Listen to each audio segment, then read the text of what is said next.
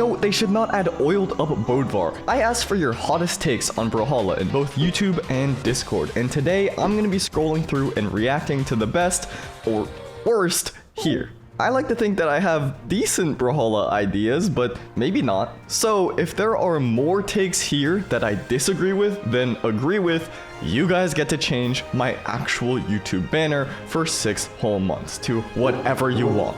Just don't get me banned. That means I've gotta actually back up my opinions. And ooh, starting off strong here. This is exactly the kind of hot take I was looking for. Spamming is much more fun and healthy than combos for both players involved. Okay, I see where they're coming from. I see what they're saying here. Spamming ultimately is just one attack. It's just one move, you get hit by it or you punish it, that's it. But a combo, if you're getting hit by a 30-second long cutscene, a minute long cutscene, and all it is a starter and they're just doing that over and over again, of course, that's really frustrating.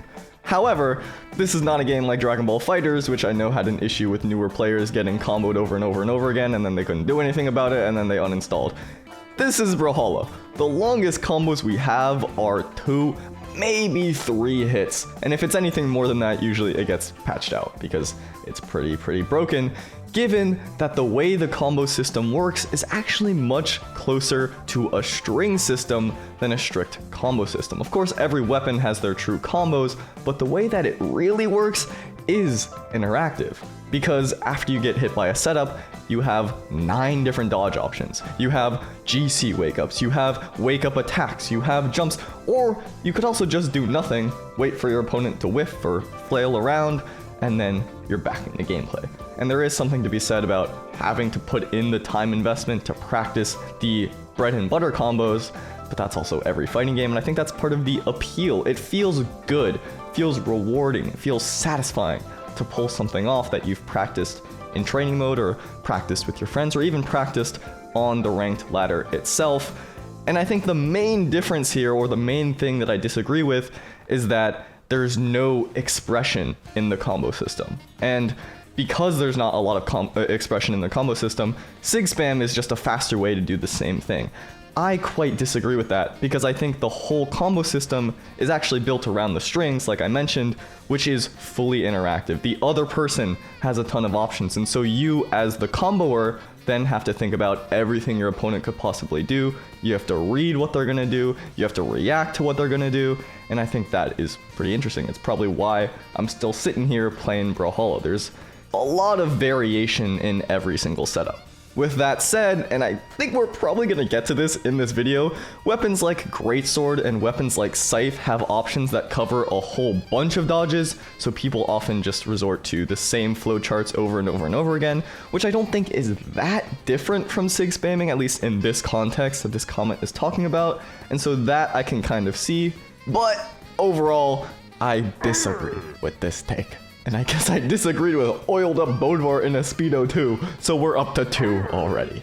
Rayman hasn't been touched for 3 to 5 years, and regardless of his one tourney once every 2 years he shines in, he's been slept on by everyone, including professional players. This is a hot take. Rayman is a complete menace. I think anyone that cues into a Rayman is immediately like, oh god. And on top of that, he won the World Championships last year. It's not like he won a small community tournament, he won Worlds. This is a hot take. I gotta disagree. Probably a cold take, but BMG needs to make more legends for unused weapon combos before making a new weapon. This is a very common take. I see this everywhere. And I kind of have to disagree. Don't beat me to death with hammers for this. I think new weapons is the biggest content that we get in Brawlhalla, because each individual character has so much overlap with every other character. But a new weapon, that's when everything changes. And I think new weapons also mark the biggest change to Brawlhalla since adding Dash. So I don't think prioritizing filling out the entire roster before adding a single weapon is good for the long-term health of the game. It is great if you are a long-term player like myself and there's a lot of weapon combos that you want to see, but I don't think people are as excited about Stalker being added compared to Teska being added. for example. Scythe, Greatsword, battle boots, Chakram, whatever you think about the individual weapons, those are the biggest moments in Brawlhalla.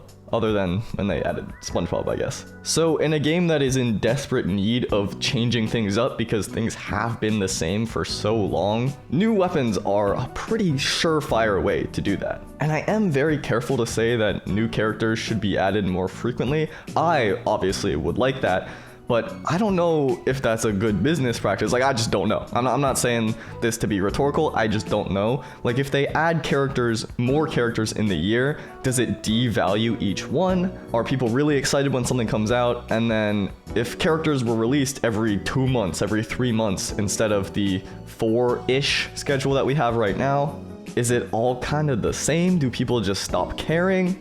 This, I don't know. I don't have the data on. Back when I started in closed beta, this is gonna sound crazy, they were adding a character every single month because they had to fill out their roster. I can't imagine the demon time BMG was on to make that happen. That's crazy.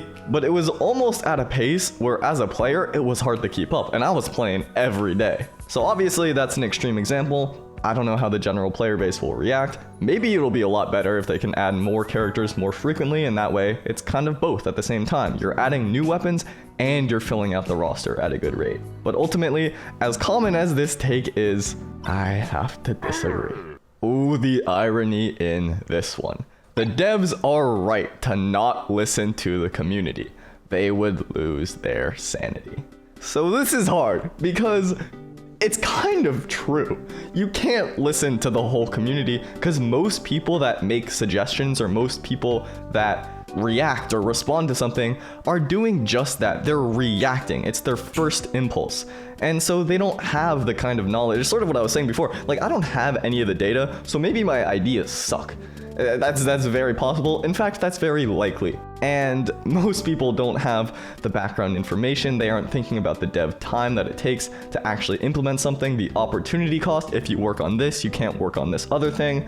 And we also don't see the behind the scenes tools that they're working on to then build up other stuff. Like, I know they were doing something where they were overhauling their whole system to make gadgets so that they could actually make future ones. Something was wonky with the code. I don't remember the exact details about that. But yes, they should not listen to everything the community says, otherwise the game would crash and burn.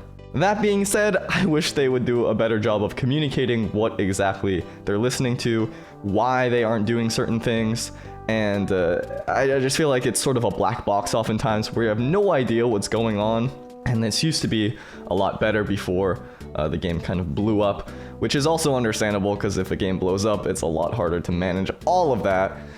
It's just like a nuanced thing here. I think I agree with the sentiment. However, there's a little asterisk that is like, okay, I would like me to be listened to. Is that testicle? I'm not gonna listen now. Semi-lukewarm / hot take. This game is leagues easier to play and master if you're younger versus being older, thus making the game harder to enjoy for newer, older players. Okay, I kind of agree. Oh, this is hard. So I think the thing with Brawlhalla is that it is a massive time investment. It doesn't look like it, but to get good at this game, you really gotta pour a lot of hours in, and it's for a specific reason. A key part that I think a lot of people forget about improving, especially when you're at the very top level, is that you can't just get better. That's not good enough. You have to get better faster than everyone else is getting better. So when Sandstorm was at the top for a while, he was really good, but it's not like people weren't clipping at his heels. Boomy wasn't clipping at his heels, which means he had to get better faster than Boomy was getting better. And if you are younger, you have more time to play. Time, of course, isn't the only thing. You need to optimize that time. You need to spend that time wisely. But at a certain point, you do need to spam games. You do need to get the practice in. And it's a lot easier to do that if you are younger. So I'm gonna say I agree with this take. I would amend the last part saying the game is harder to enjoy for newer, older players.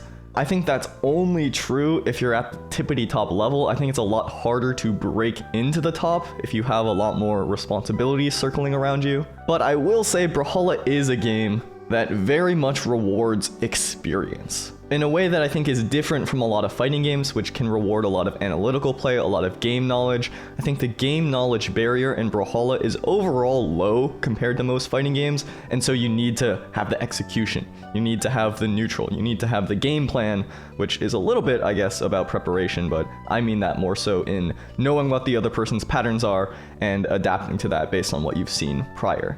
Of course, you can say this for anything, any game. If you have more time, you're probably going to be better off. I think Brawlhalla is uniquely situated where things are changing so frequently, metas are shifting, and the top player base has always been young, that it's gonna be harder. I'm not saying it's impossible, I'm not even saying it's that much harder, but it is harder.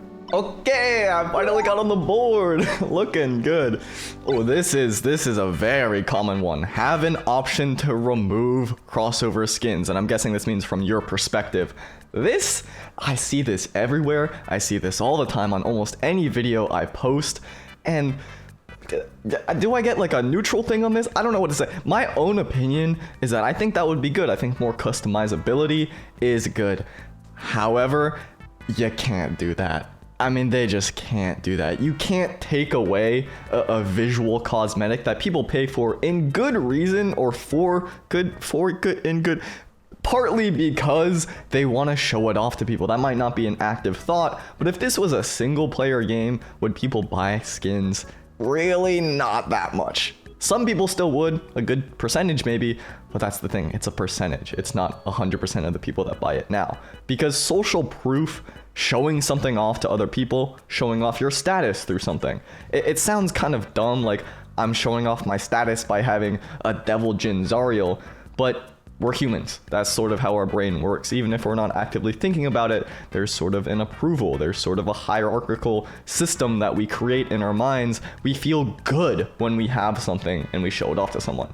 And you can't take that away from people that spend money on the game because that's how they make money. So, I think I just, on this thought train, I have to say I disagree. I mean, I want to say I agree. I'm all for adding more options. I'm all for having toggles. But I think just based on like thinking about BMG as a whole, as a business, they can't do it. Would it make the game better? Yes. But I don't know. I don't think you could do that to people. It sucks, but I think I have to disagree. Hot take, Brawlhalla is a great game. I think people mostly put this as a joke. They're like, hey, it's because we like to hate it. It's so bad. And then now we say hot take is a joke. It's a good game. But I don't know, don't ask. I mean, it's just true. It is just true. The game is built on something tiny. It's built on a tiny dev team. It's built on one small idea. It's built on like Flash, Adobe Air, and yet it has seen not just so much success. I don't think success is necessarily the measure you want to have to say it's a good game, but it's had so much heart. So many people that care about it, so many people that enjoy it and have fun. As much as we love to dog on it, I don't think we'd still be playing it collectively as a player base if we weren't having fun. Of course, a lot of us are addicted, so much so that I just went into puberty again. But ultimately, it's a good game. It has, I think, a lot of mechanics that are unique, a lot of mechanics that are cool. It's carved its own space in the entire gaming industry, and I think it really has pushed a lot of people to recognize fighting games as a genre that they enjoy, recognize gaming psychology as something they might be into, even if you're not actively aware. Like, think about all of these things like adaptation, cracking the puzzle of people playing parry and passive, or even people playing aggressive. Like, all of that is getting into the headspace of another person, of another player. There's a sort of sympathetic, empathetic connection that you have in a really intense 1v1 game, even a 2v2 game, and I think that's really cool. I think the game is great. Now this is a cool idea. Weapon throw evasions. Make it possible to dodge weapon throws without consuming your dodge. Maybe even having the ability to attack the thrown weapon and have it bounce back. And thank you for the kind message as well. This is a really cool idea. So I'm gonna say I agree with it, although I am gonna amend this a little bit. I think in an early version of the game, they tested out attacking to deflect weapon throws, and something about it was really off. But I do agree, if there was some kind of system to counter weapon throws in a more comprehensive way, then that would be really good. Because weapon throws right now, and it's not just right now, it's since the very beginning of the game, have been some of the most powerful tools of all. They used to be even better because they were active from the moment you were stacked. In my previous video, I put a clip in there, and you can get a full true combo. This entire thing was true. Talking about longer than 2-3 hit combos. That's how the game used to be. So I don't know exactly what that would look like. Maybe it is something where you get your dodge back and there's like a little thing, or there's like a little circle refresh thing like in Zelda the stamina bar. Maybe also, okay, dodge cooldown with a little like stamina bar. That's a whole nother thing. Maybe it's too much. Maybe it's just adding too many things into the game. Maybe the arrow above your head though is a circle and then it's a stamina bar for your dodge. I don't know if this is good. I'm thinking off the top of my head. I'm just reacting to everything. I'm exactly what I said earlier. I'm just reacting. That's my first thought. I'm getting distracted. Some kind of parry system would be cool. Like what if you spot dodge and or if like you double hit spot dodge, you double tap, and then it becomes like a short parry like Rivals of Aether has, and you can reflect the weapon throw. Maybe you could pick it up and it'll stay around for like a hit. Like something to really change up the mechanic. Maybe it only works on the ground, so you have to up dodge from the ground, which right now would just be a dash. And that has the parry that blocks projectiles, that blocks weapon throws. That would be really cool. Don't know if any of this is feasible. Don't know if any of this is good. Ultimately though, I agree. Ooh, a little spicy here. Lance is not broken. It's just because you guys are bad. And additionally, we shouldn't pay attention to Gold's opinions on the game. These guys don't understand anything. They don't even use moves properly on their mains. What can they say that's not silly? Okay, there's a lot of ways to take this. The first thing, I think Lance is kind of broken, but not in the sense of the word where it's like, oh, this is so overpowered. I think Lance plays the game differently from not even almost every other weapon in the game. And there's a couple weapons that do this. Greatsword is another example. And I think this is something that we as players just have adapted to over the years. So yes, I think the weapon breaks a lot of conventions that other weapons in Brawlhalla kind of have to follow. And I do think it rewards a very different skill set than every other weapon, and that can often create scenarios where people are really good at Lance and not good at their other weapons, but I don't think that's necessarily terrible for the game. I'm personally not a biggest fan of Lance's design. I think what it does reward is often a lot of retreating, a lot of zoning in a way that's not the most interactive, but I'm not really beat up about it. I'm not really mad about it. I think I've just accepted this is just how the weapon works, and figuring out how to beat that is another way of improving at the game. The second one, I can more wholeheartedly say, I disagree. I think you can always look at someone's experience as the game as a way to frame their opinion. Like if someone doesn't have a lot of game knowledge and they're saying something that is just objectively wrong, that's like, okay, well, maybe with more experience they would form a different opinion. But I think when it comes to things like satisfaction, people are really upset, and that sentiment is not their own. It is repeated over and over and over and over and over again from a massive proportion of the player base and over a long period of time. I don't think we should ignore that just because they're on the lower half of the rank ladder. I think we should consider what's behind the words, maybe. And especially if someone is able to take their own experience as a bias, this is something that I need to be better about, and be like, hey, maybe I don't know all of the nitty-gritty details, maybe I don't have the experience that the top players do, but this is still what I feel. That's totally fine, and I think we should hear that out. Maybe someone that's been gold for 300 hours versus someone that's been gold for 30 hours will have a different weight behind their words, but all the same, people's opinions on the game point to something. It doesn't mean that something is right, it doesn't mean that something should be implemented, but it is a data point. And I don't think we as a community should shun people just because they have less experience, just because they haven't dedicated time to watching all their replays and figuring out every single mistake and learning all the movement tech. The game is supposed to be fun, it's supposed to be fun for everyone, and figuring out why it isn't fun for everyone can be good. That said, we're going back to the very beginning of the video when they're like, don't listen to the community. It's also kind of true, because if people are just complaining for the sake of complaining, that's really annoying. Am I being hypocritical? Time will tell. I like the fact that this new legend has this weapon combo. I will not complain to Brawlhalla about how it's been blank days since the last other weapon combo and how they should make this instead. I also like that this legend got a battle pass skin. I don't mind that they didn't give a skin to other legends. For some reason, that always seems like a hot take to me. Oh my, we may have just encountered a based opinion. So you're saying that when a new announcement comes out, you're not instantly angry? And you're not spreading a lot of hate online? And you're not being extremely reactionary? This is just a flat out agree. Oh, we're on a good streak. It's crazy too, because this is a hot take. We only have so much time on planet Earth. I'm wasting it reading through this. So don't waste it being mad at things that aren't worth getting mad about. I have decreed it. It is the year of being happy. Okay, we're gonna be happy. We're gonna be happy. It's past few videos of mine I need to look at it. I need to look at it. It's starting now. It's starting in February. It's the year of being happy. February's over. Starting in March. This is something that I used to practice a lot more when we were in the Pandoozy, and I've kind of slipped away. I used to kind of just take every negative thought that I'd be very reactionary about in my mind and kind of question it. I'd be like, wait, is that really what I think? Is that really what I want to think? Is that really the opinion I want to have, not just about this specific thing, but about the world as a whole? And I'm like, you know what? Kind of not really. This is not the person I want to be. I don't want to be negative.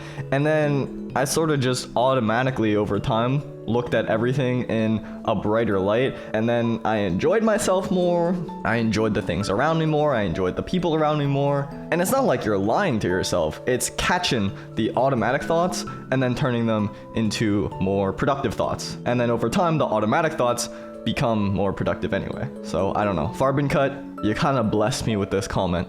Kind of gave me a wake-up call here. In a sea of oiled up legends, you are the oiled up legend. Speaking of which, the exact comment that's right under it, no matter what the devs do, 65% of the community will complain. True! This is any game. This is any online community, especially as social media has just turned into interactions, and what fuels interactions? Making people mad. So, yeah, this is just true. You're just spitting. We can be chill. Oh my god, this is okay. I found a good one here. Every character is equally able to win a world championship in 1v1s. Every legend has broken BS and tech that makes them stand out, and there is 0 point in complaining about anything at all. I also think passive play is super overhyped. They then go on to say if you can properly pressure, then it's pretty easy to crack, and the play styles of being passive and being parry are not really understood.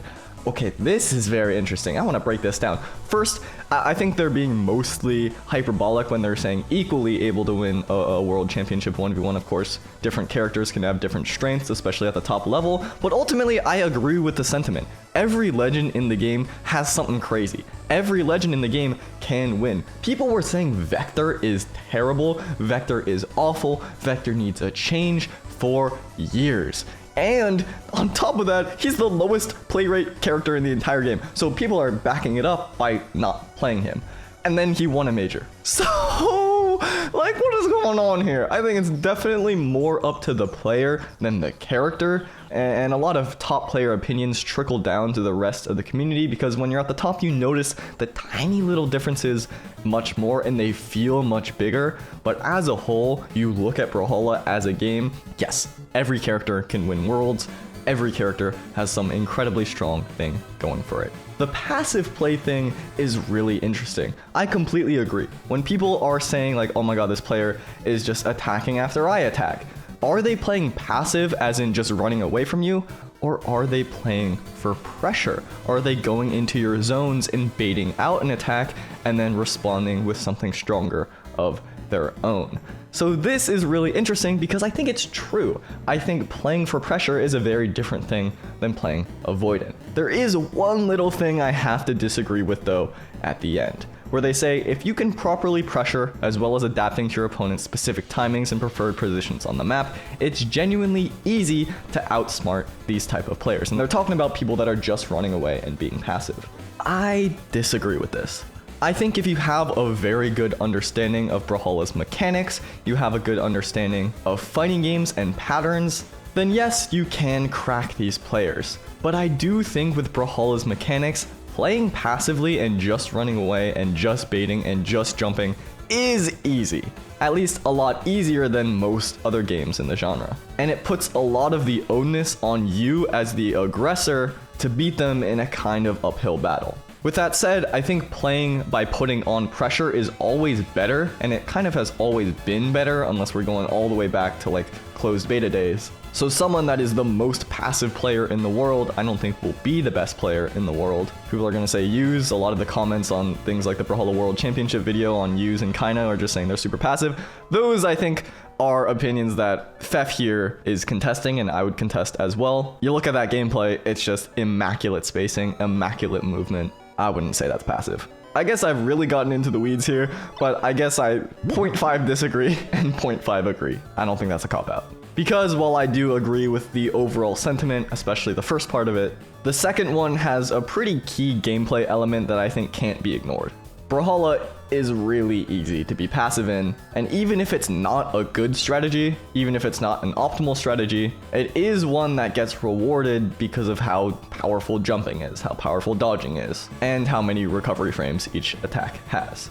Alright, this is a long one, but I think it's pretty fascinating. They say Chakram and Orb are solid, but not broken. They then go on to talk about the flowchart of these weapons, how they're actually not as creative as most people make them seem, and the issue with that is that every weapon is creative when it comes to getting reads, whereas these ones don't feel like that. They're not explicitly saying that being flowcharty is bad, but there's a lot of creativity that can come not just from the strings, but from the signatures on characters that make up for these weaknesses in a weapon. I really like this submission because this got me thinking about something like I've never really thought about this before. Is the creativity of how you can execute or what you can execute on your strings a good marker on how good a weapon is? For me, it's a marker on how fun a weapon is. I think when Chakram first came out, I thought it was a lot more creative than I now consider it. I do agree that it's actually quite flowcharty when it comes down to it, but I have to disagree. And the reason being is not necessarily with anything about the flowchart, not anything about the creativity of these weapons versus those weapons, but it's that the reason people talk about Chakram and Orb being broken, or at least the reason that I can consider them strong or weak in a certain meta, doesn't have anything to do with that creativity. So I think they're right in a lot of areas, but I think what makes Chakram really strong right now is, for example, the down air that has an insane amount of force, a crazy angle, and the ability to KO upwards. The recovery on the split version, which is super fast, it's a KO option, the multi-hit true combos, like all of these things I think are really good about it, and I don't think that maps on to the creativity aspect of it. And the same is true with Orb. I think what makes Orb really good is its insane neutral game. It has a top tier ability to float around, to create walls, to attack from angles that are uncomfortable, and to work out of angles that are uncomfortable for the Orb user. So I don't think these weapons necessarily need any kind of big creative outlet to be strong. And some players really prefer that. There's a top player, Radish, who uses almost entirely light attacks on Orb and the same type of combos, the same type of setups, because he really thrives in that neutral environment, and Orb is a perfect weapon to execute that on. So I really like the thinking here. It got me to consider things I haven't thought about before, but still, it's not looking good for my YouTube channel. New legends and weapons should not be allowed in ranked until they balance it. Also balance certain moves for certain weapons like Scythe Dare, Axe Dare, Lance Recovery, Katarnia, Gauntlets in general, and Greatsword recovery frames. Add in unranked instead of experimental and strikeout. Be able to queue solo 2s and get a random player as your teammate. And change this disgusting map pool. I don't know if I would consider any of this a hot take, but yes, I agree. New legends and weapons not being allowed in ranked until they balance it. I actually don't think this is an issue really in terms of balance. Ranked is whatever, but I think it gives an air of legitimacy to the ranked ladder, which right now it sort of feels like it doesn't really matter. But if new characters are banned, not only does that make it exciting to test out and be like, oh, what does this new character do? Why are they so strong? Why are they banned? I wanna play it when they're unbanned. And it also creates excitement not just on the day they're released, but the day they get unbanned, the day there's a balance patch. So it's like you double dip there. And I think that's cool. Balancing certain moves for certain weapons, of course there's always going to be standouts. I've kind of changed my opinion recently, I guess within the past year. I used to be very like competitive minded. These things should be perfectly balanced for competitive and then try to find a way to make it balanced for everyone else too, but competitive is priority. I sort of started thinking like, maybe it's okay if something's a little broken in comp if most people are happy with it. And moves like Scythe Dare, which I think are generally okay, obviously it's very, very, very strong, but if almost everyone hates playing against that, then maybe we should take a look at that. And so the other moves listed here, like Axe Dare, Scythe Nair, Lance Recovery, Katar Nair, Gauntlets, like if those are really concerns for people, and especially Greatsword, then yeah, then I think a little change, maybe a little rework could be nice. Not anything huge, because of course these moves, if you're maining these weapons, feel really good and you're used to it, and you've developed skills around it, but something to change things up a little bit would be great. Unranked 1v1 instead of experimental and strikeout, this feels like a no-brainer to me. I'm sure other people have suggested this in this whole submission thing as well. Strikeout being a primary game mode and we don't have a casual 1v1, that is crazy to me. I'm fine with experimental, especially if we have like crazy experimental changes. This is something that I've wanted for the longest time, where they just go berserk with experimental. Like for example, Dash, I could be wrong here, but I'm pretty sure that was an experimental, and that's like, okay, the entire game changed after that, and you had to play experimental to figure out if this is something we actually want. It's like having a PTR built into the game. You don't have to change servers like you do with Overwatch, for example. You can actually just do that in the game. That's so cool, and I think we should really use that by putting in some crazy stuff that would never go in as is, but then can be tweaked through a lot of player feedback and everything. Strikeout, I'm fine that being like a Brawl of the Week, and then we just have casual 1v1. The argument for the longest time, if I'm not mistaken, was that they didn't want to split their player base too much, which is understandable, but if Strikeout is gone, and Experimental is crazy mode, and free-for-all is like just free-for-all, then yeah, we can definitely have a casual 1v1 mode, that's fine. Queuing solo twos and getting a player as your teammate presents a lot of issues with griefers, with boosters, but I think overall it's better. I think overall it's better to have, and if we can have some kind of punishment or some kind of like analysis system to punish people that are just hitting their teammates over and over again, then yeah, then that'll be great. Because 2v2 I think is a mode that really can get people hooked on Brawlhalla, and in general team games are the ones that are thriving right now. Games where your friend has to install it, and maybe they didn't want to play, but because you're like, no, I'll hop on Marvel Rivals, they're gonna install Marvel Rivals, and then they're gonna queue with you, you're gonna queue together, you have someone to blame, and and then this tweet is less true. Map pool is fine with me, I guess. It's always changing, so it's whatever. On that topic, I would love new maps, and I would love a map editor. I'm sure people are gonna suggest this in here, but yes, I agree. Scythe isn't a skillful weapon, and it never was. You are angering a good percentage of the player base here, because most of them play Scythe. I have to disagree. The main thing with Scythe is that so many people play it, that there's so many resources and so many players to copy, and so many techniques that started out being niche that are now common and almost everyone uses it, because there's so many players. You might not be actively thinking like, oh, I saw another player do this, and so I'm gonna do it myself, but it's sort of like the 4-minute mile thing. Nobody could run a 4-minute mile, and then one person ran a 4-minute mile, so now everyone's running a 4-minute mile. I guess that's not a good analogy. I mean, maybe it is a little bit, but it's more so like if you don't know something exists, then the odds that you're gonna do it are really low. But if a lot of people are doing a lot of things, and the best player in the game's history was playing this weapon and maining this weapon and doing things with this weapon that no one's ever seen before, then the overall player base is gonna be a lot more knowledgeable on it, and therefore pull out things that used to be pretty hard that now seem normal all the time. I think Scythe is not the hardest weapon in the game, but it certainly involves a lot of skill. If you're not getting your reads, and you're not getting your setups, and you're not practicing these follow-ups, your Scythe is not really going to be that effective. Or at least it's not going to be as effective as an axe or a hammer with the same number of hits. So I think the current modern day perception of Scythe is in big part because most players in the game play Scythe. The best player of all time mained Scythe, and the weapon itself is really good. I think the weapon is very skillful. I think to be good at Scythe, you have to be good at Brawlhalla specifically, and I think is also just cool. these numbers aren't looking good. They should add chat back. Emotes are a bit lame and they don't communicate very well, and it's really not that hard to implement a filter system for bad words. Okay, so I agree.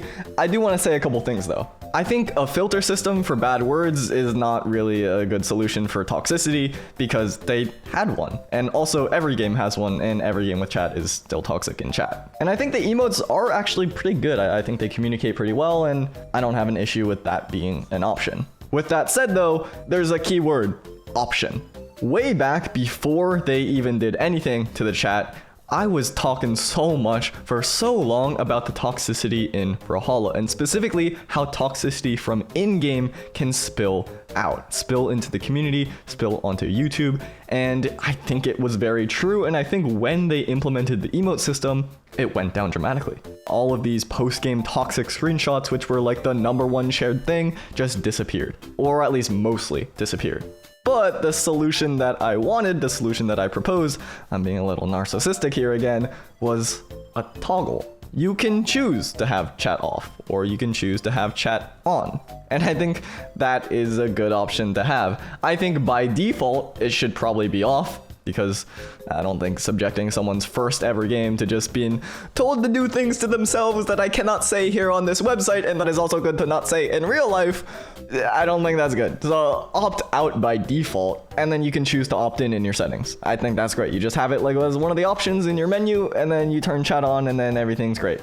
Or, well, maybe it's not great. But the way they had it before was weird, because if you could choose to close your chat, but then you would still get notified anytime someone messaged you, and if you open up that notification, you see the terrible messages. I think having it be default how it is now, and then you can just choose to opt in, and if both players have opted in, you can chat to each other, and if both players haven't opted in, then you can't message, you just emote. I think that's like a perfect solution. I don't know if it's gonna happen, because it's kind of rolling back something, and how it works now is serviceable, but yes, I would like that, I do agree. I met some pretty cool people through the post-game chat system. I think Greatsword is Brawlhalla's worst idea. That is a good sentence to hear. Okay, this is gonna be a hot one. This is gonna be a hot take.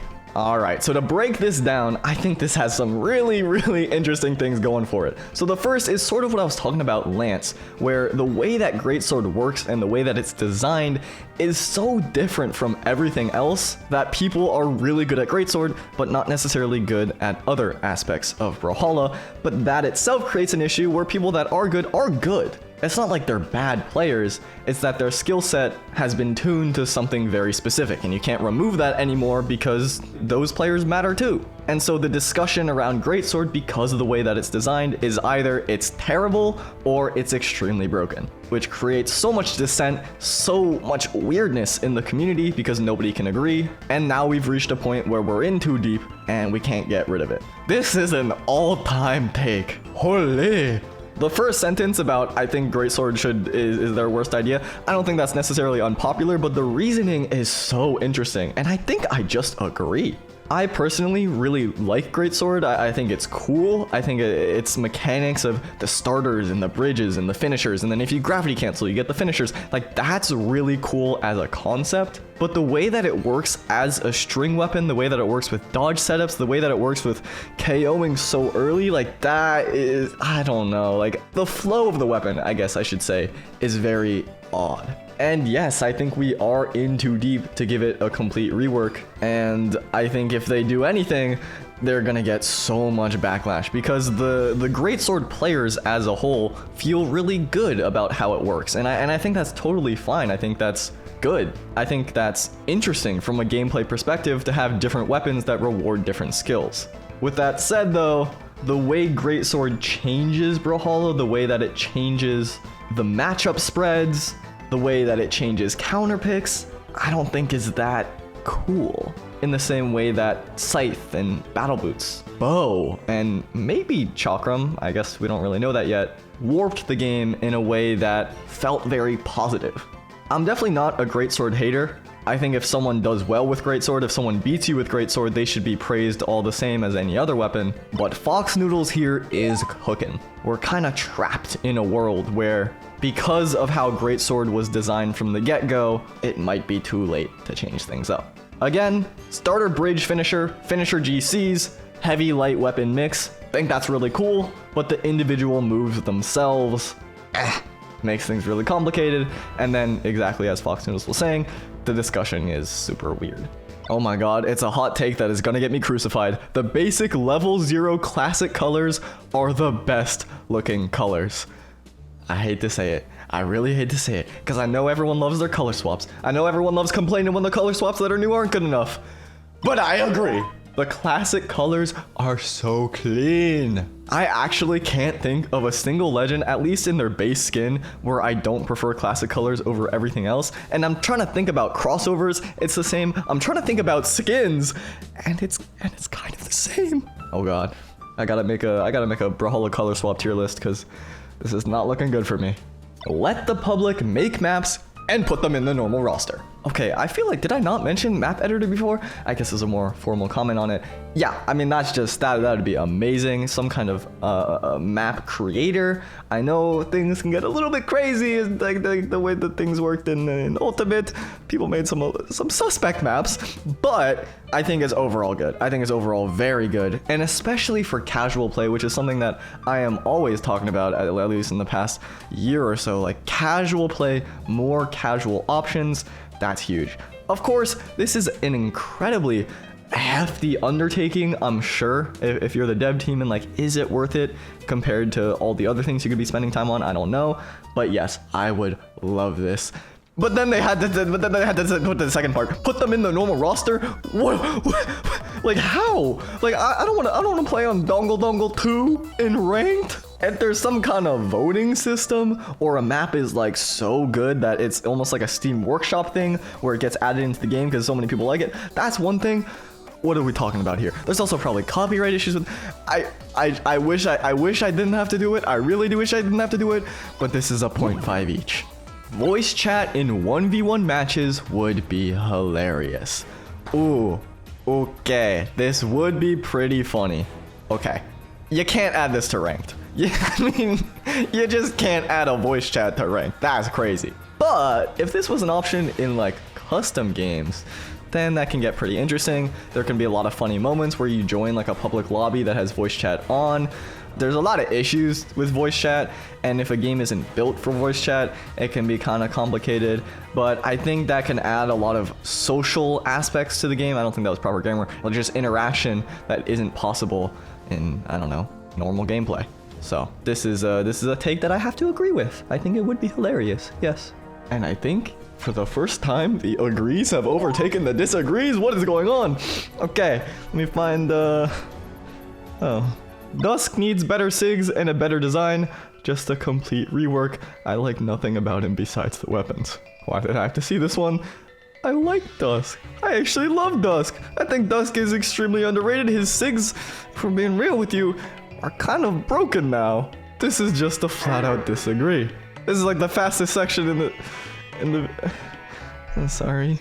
Okay, I refreshed my page, and this is the first one I saw. If they don't remove Lance, I would eat Foda. I would just like to say the egg dupe community does not endorse cannibalism or murder, and I don't think Lance should be removed. So what is happening? What's happening?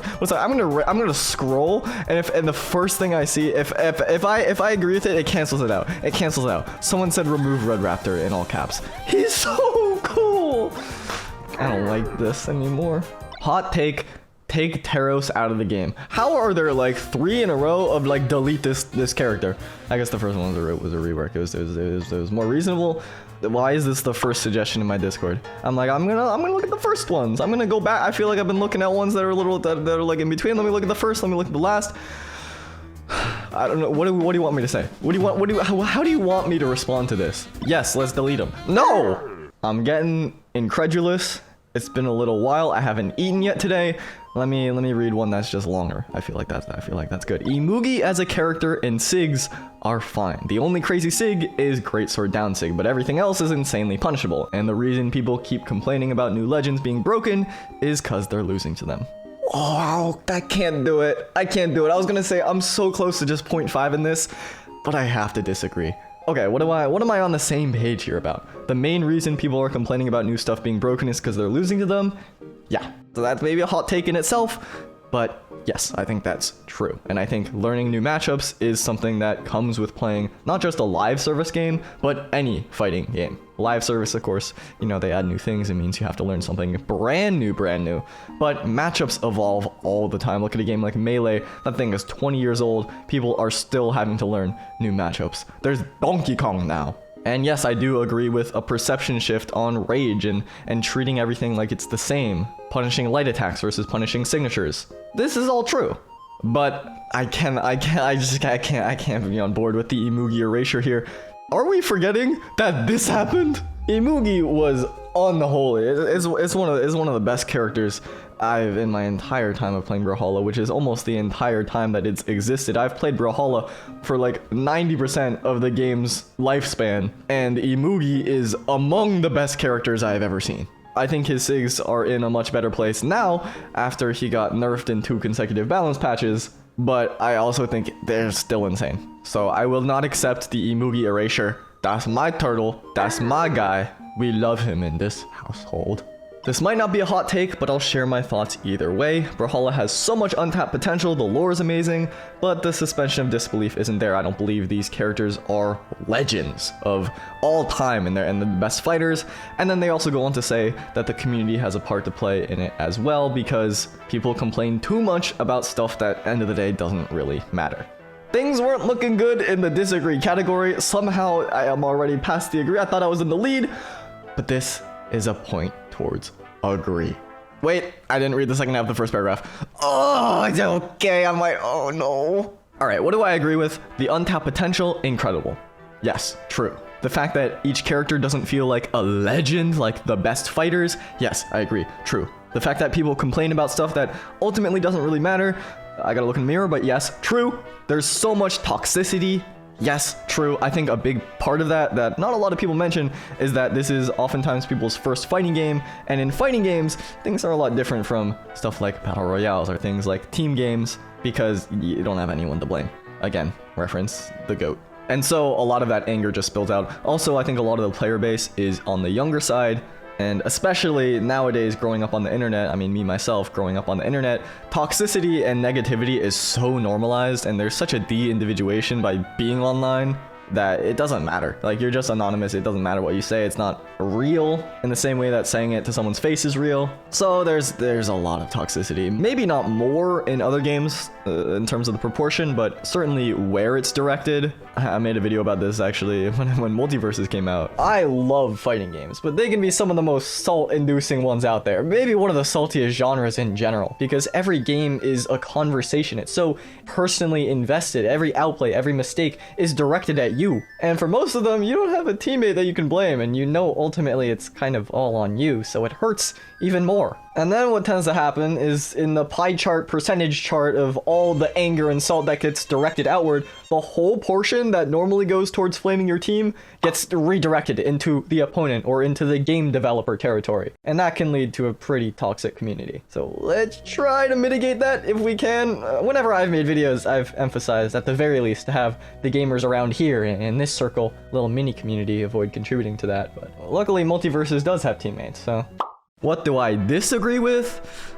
I think power creep is a real thing. I don't think it's as big of a deal as people make it, not nearly as big of a deal as people make it. I have a full 30-minute commentary talking about that, but it is real. I think it is something that is worth pointing out, but it has to be in a constructive manner. The second thing is, oh man, I just wanted a point. It's gonna have to be a 0.5 because they did mention that the balancing is horrible and they buff everything into oblivion so that every weapon is good.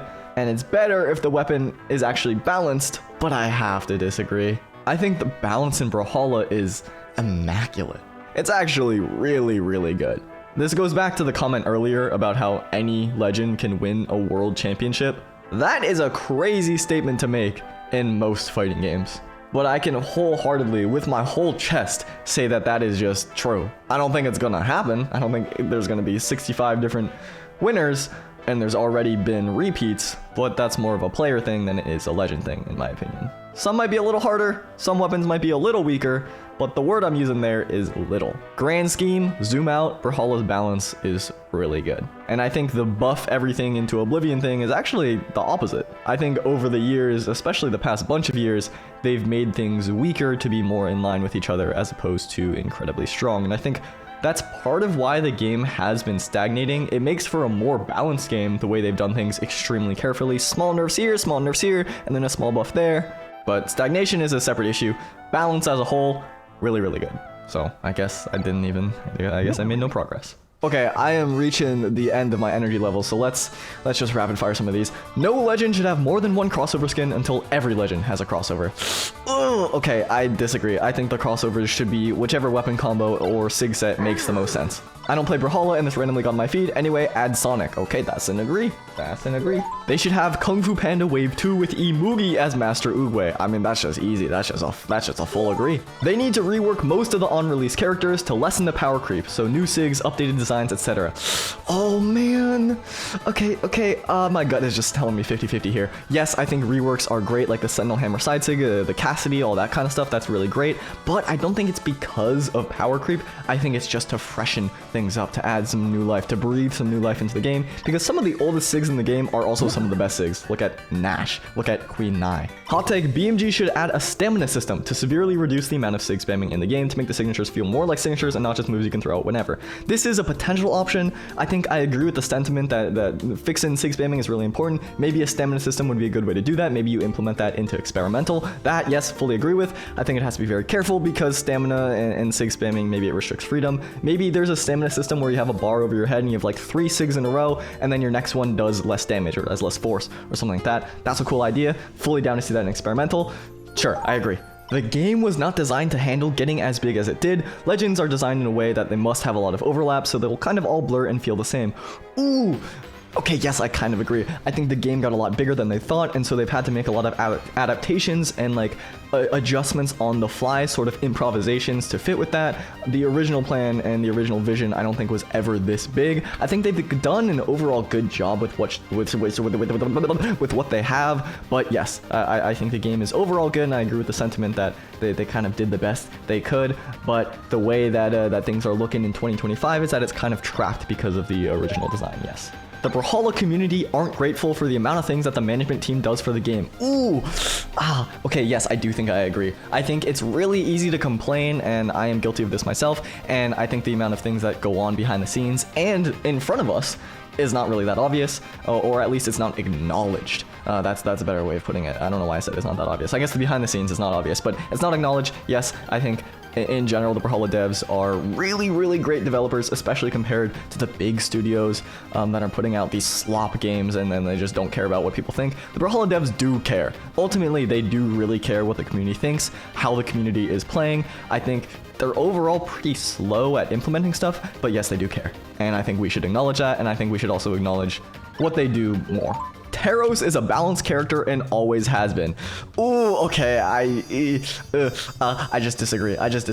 Okay, he might be balanced now. I'm not like fully in tune with the current character meta, but always has been is a little crazy. There's a time where you could get all of these setups with down sig. It's just like down light end sig was true, and that thing like had ability to hit like damage and had force and had everything. There's times where Teros has just been uncontested. Like he's just insane. He's too good, and they've tuned him down. He used to not even feel like a slow character, so no. Greatsword isn't an issue. Jaehyun is from a Jaehyun main. Okay, well, there was this whole conversation with Greatsword earlier. I would forward over Fox Noodles' whole comment there that I think that was articulate and much better than I am right now, very clearly. So I'm gonna have to disagree. You said it yourself, the game needs more character, not characters as in new ones, but more personality in its own feel. Okay, you said that I'm right, so I agree that you're right. Okay, I agree. I don't need to read the rest. We're good. Wu Shang would be hotter if he had voice acting. Oh my god, what? Okay, I agree. Listen to me. Everyone, I think, would have more character if they had some kind of voice acting. I think voice acting would be cool. I think a clean way to implement it would be after KOs in 1v1s, and then 2v2s is maybe a little more complicated, but like a voice line or something, and then like starting the loading screen instead of just being blank, there's some kind of like character interaction there. That's not easy to do. I say clean in terms of like not interrupting gameplay. God, why do I have to agree with this one? Oiled up Imugi. Can we stop? You don't even want that. I'm telling you, I know, you don't even want that. Parry is an unbalanced mechanic because it's a double whammy. You can't both take damage and get parried at the same time. It should be one or the other. It also doesn't make sense when you have instances where you hit each other and they both connect where a parry doesn't occur. Okay, they're talking about clashes. They're talking about when you hit each other at the same time and you both get knocked back. Okay, this... Oh, is this a 0.5? No, I just disagree. I disagree. I think clashes is fine. I think it's cool. I think the instances where you hit each other and they both connect and a parry doesn't occur, what they're talking about when a clash doesn't happen, those make sense, but it's really unclear. So there's a priority system. Attacks on the ground will beat attacks in the air, and heavy attacks will beat light attacks, and then everything will beat unarmed, because it used to be unarmed could clash with everything. Unarmed dare was insanely broken off stage. They changed that. It was a very good change. I think clashes are great, but I do think they should be more clear. Ultimately, though, I have to disagree. No. Gauntlets is the most broken weapon this game has ever got. Okay, that is that. I don't think there's a time where that was true, because beta sword and beta blasters were on another level, and then Greatsword on release is the best thing since beta. So this one I have to disagree. I don't know what the tally is at right now. I'm going too fast. I feel like I've been disagreeing with everything though, so I'm a little scared. Mammoth coin in the battle pass, that would be cool. Okay, so Mammoth coins are in the battle pass already, but I think what they might be saying is you should be able to buy the battle pass with Mammoth coins. I don't know, maybe I'm just assuming, but if either way I agree. Either way I agree, that's fine. I hope they would have a way of letting us choose what weapon combos we want for future legends, like a poll or a survey. Ooh, okay, let me think. Okay, I agree. I think though that I don't think we can choose, but I think they should put out regular surveys so they know what would be popular in terms of community sentiment. I'm sure they already know in terms of play rates. Like a new Scythe legend is going to get played more than a new canon legend, but I think having some kind of public survey or forum would be really cool, because then it's like, okay, then we have an opinion, and then we can maybe see, okay, they listen to us. And it always feels good, even if they're not actually listening to the survey, to be like, oh, I voted for this and then got put in the game. I like the game now. It feels good. They should remove Rocket Lance. Did I not read like this exact thing earlier? No! Brawlhalla should add a game mode where we can play the game like the first versions, when each character didn't have a signature weapon. Ooh, what a cool idea. I like this a lot. Like some kind of game mode where we get to go back into the old Brawlhalla, and like back when every legend could use every weapon, and then they pick it up, and then there's signatures that aren't actually signatures, they're heavy attacks per weapon, and maybe each legend only has one. Ooh, what a cool idea. I like this a lot.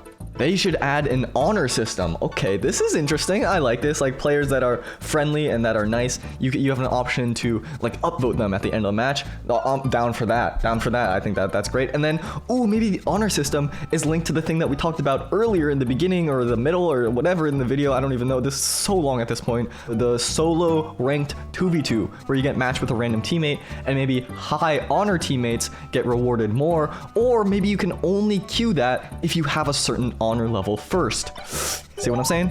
They should add a story mode. Okay, this is not a hot take. But yes, that would be great. They should add more crossover characters as legends instead of skins. Yeah, I think that would be awesome. I think there's also a lot more freedom that they can do when they do that. There's so many like legal issues, because didn't the Castlevania stuff get removed from the game? Ooh, I would hate if there's some kind of legal battle where a full character gets removed. That would be awful. But yeah, I think having crossover characters as legends would be pretty nice. It might, I know there's like people that say it kind of ruins the game's identity, and I also sort of agree with that, but I think it's still it's probably a net positive. Not even probably, I think it is a net positive. The game has insane potential in both the party game and the competitive scene, and if they had a bigger budget and a company, I believe the creative ideas would be overflowing. Yeah, I kind of agree. I do agree. I mean, I think the game has massive potential, and I think if they did have a bigger budget, things could be a lot better.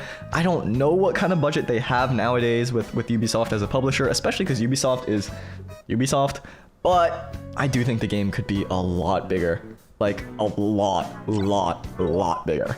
Unpopular opinion, the devs responsible for hitboxes need to be fired. The hitboxes of the game are so incredibly terrible. Most attacks, both SIGs and light attacks, have hitboxes that extend past the animation or weapon, which is obviously not good, or ones that are significantly smaller than the visuals. I shouldn't have to spend hours upon hours meticulously watching every attack and SIG in training to be able to know exactly where the hitboxes are. They should just be intuitive. Okay, I just flat out disagree. I think the devs responsible should not be fired. What are we talking about here? What world? What?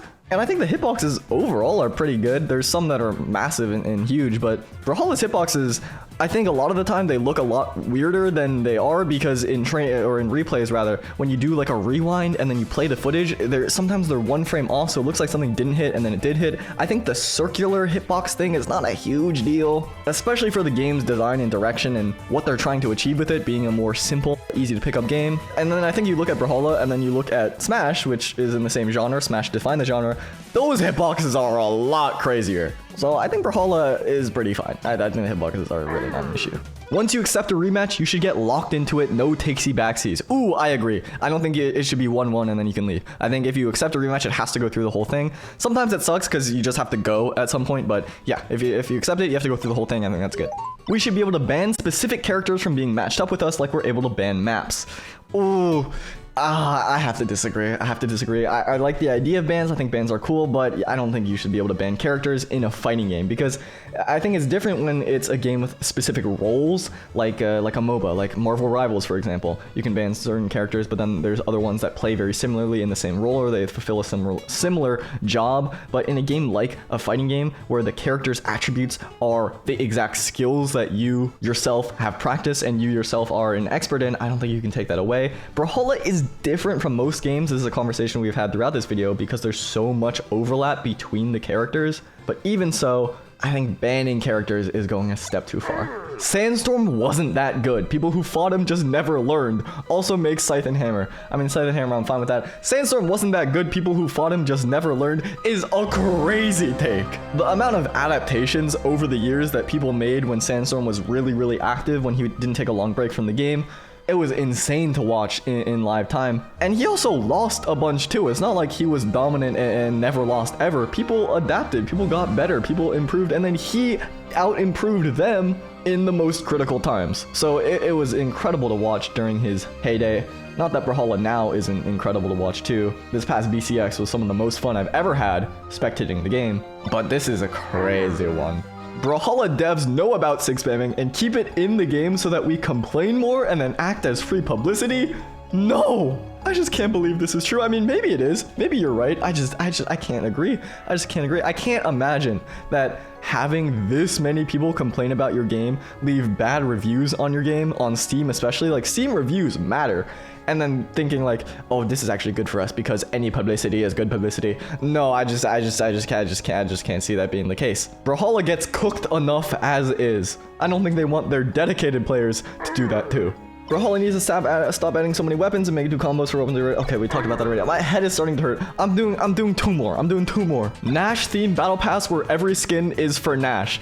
Okay, this is crazy, but like, what if I agree? What if that's so fun? Okay, wait, no, they said every skin is for Gnash. Okay, I disagree. But imagine a Gnash themed battle pass and every legend gets a skin that makes them look like Gnash, like they put on his outfit. That would be funny. That would be good. But that's not what you said, so I have to disagree. Okay, the last one. I don't know what the score is at. I'm just reading the next one. Kaya should get an oil. Stop! Okay, I'm done. If you want a less chaotic video on the future of Brawlhalla, check out this one. And if not, check out something else. I don't want to be around right now.